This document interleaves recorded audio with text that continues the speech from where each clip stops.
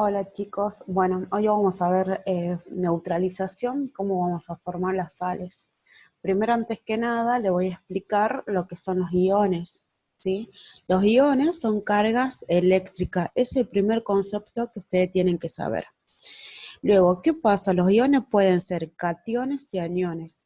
Cationes cuando sus cargas son positivas, por ejemplo, en el caso del hidrógeno, lo van a ver ustedes solitos, y que tiene esta carga positiva. Entonces, generalmente se les dice a los hidrógenos aprotonados. ¿Por qué? Porque viene de protón, el protón es una carga positiva, entonces en este caso lo voy a incorporar de esta manera.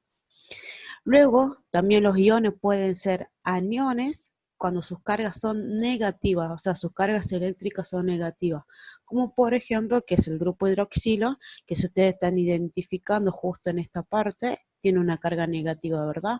Entonces tenemos a los aniones con carga negativa, que ya lo estoy indicando acá, y los cationes con carga positiva. ¿Qué es lo que ocurre? Ustedes tienen que pensar que las reacciones químicas se producen a través de una mezcla, una combinación entre ellos. Entonces, hagan de cuenta como que entre ellos se combinan y van a necesitar neutralizarse para formar compuestos. Primero, antes que nada, es lo primero que tienen que considerar para formar a las sales. Entonces, otra cosa para tener en cuenta es la nomenclatura. ¿Por qué? Porque yo le voy a dar el nombre y ustedes tienen que saber identificar. Si ustedes prestan atención acá, se van a dar cuenta cómo pueden hacer, como por ejemplo cuando venían haciendo óxido, ácido. ¿Se acuerdan que yo les daba solamente el nombre y ustedes podían armarlo? Bueno, en este caso va a pasar lo mismo. Bueno, nomenclatura solo el anión, dice. ¿Por qué hago referencia solo al anión ácido? Porque solamente es el único que se puede modificar. En el caso del hidróxido va a seguir siendo igual. Ahora les explico. El ácido que termina en oso o que termina en ico, por ejemplo, hipocloroso, cloroso, ¿sí? Eso, en las sales van a tener terminación ito. Ahora, ¿qué ocurre cuando tengo ico? Como por ejemplo el ácido clórico, el ácido perclórico, van a terminar en ato, ¿sí? Entonces le voy a dar ese ejemplo yo. Oso, por ejemplo, ácido cloroso, entonces va a ser, en la sal va a ser clorito. Si yo tendré que hacer ácido perclórico, entonces va a ser ácido perclorato. ¿Sí? Eso es lo primero que tienen que identificar. Yo le voy a dar un ejemplo con el caso del hidrógeno. ¿Qué es lo que ocurre con el hidrógeno? El hidrógeno tiene dos estados. Entonces voy a tener el oso y el ico, ¿verdad? Bien. Entonces pongo el ácido, es el ácido nitroso. Y en la sal va a ser nitrito, ¿sí? Cuando sea ácido nítrico, o sea con 5, ¿sí? Esto, con 5 porque es mayor, por eso es que termina en nico.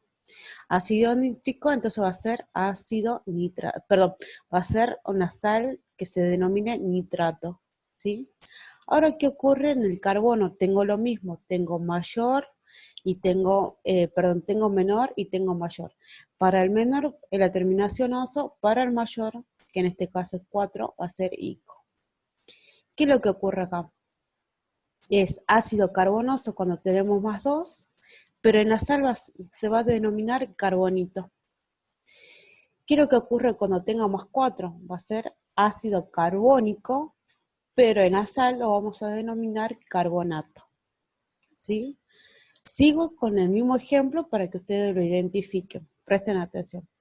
Yo voy a hacer en el caso del mayor cónico, ¿sí? Mayor cónico, o sea que si yo les doy, por ejemplo, carbonato de calcio, ¿cómo harían ustedes esta sal? Primero, antes que nada, tienen que identificar. ¿A quiénes tengo que identificar? Al carbono. Estoy hablando del carbono y en el otro caso estoy hablando del calcio. Me fijo, ok, me fijo en la tabla periódica, que el carbono tiene ¿cuánto estado? Tiene 2, el 2 y el 4, ¿sí? Más 4 y más 2. ¿Y qué dice la terminación ato? ¿Qué pasaba si terminaba en ato? Entonces era ico. Y si es ico, entonces voy a utilizar el mayor. ¿Cuál voy a utilizar, el 2 o el 4? No, utiliza el 4, por eso es que está en verde. ¿Y qué pasa con el calcio? El calcio tiene un solo estado de oxidación, pero dijimos que el hidróxido se modifica. No, no se modifica. Solamente lo que cambian el nombre son los ácidos, ¿sí? Bueno, y en este caso, por ejemplo, si yo tendría que hacer, le doy otro ejemplo. Nitrito férrico. Uy, ¿cómo hacemos nitrito férrico? Primero, antes que nada, identifico a quién. Al nitrógeno, porque estoy hablando del nitrógeno. Y por último dice férrico, entonces tengo que identificar al hierro. Comienzo, busco la tabla periódica del nitrógeno. El nitrógeno tiene dos estados de oxidación, que es el +3 y el +5. Y digo, nitrito, o sea, nitrito es oso, y oso es menor, o sea que voy a utilizar que el 3 o el 5, no, utilizo el 3 para hacer el ácido. Y en el caso del hierro dice férrico. En este caso voy a utilizar el hierro, de vuelta buscan en la tabla periódica, el +2 y el +3, ¿verdad? ¿Con cuál voy a hacer? Con el +3. ¿Por qué? Porque el +3 es mayor. ¿Por qué? Porque en la nomenclatura que yo le estoy dando de la sal dice que es férrico. Entonces termina en 3. Eso es lo primero que ustedes tienen que identificar en este caso. Y ahora vamos a ver la sal.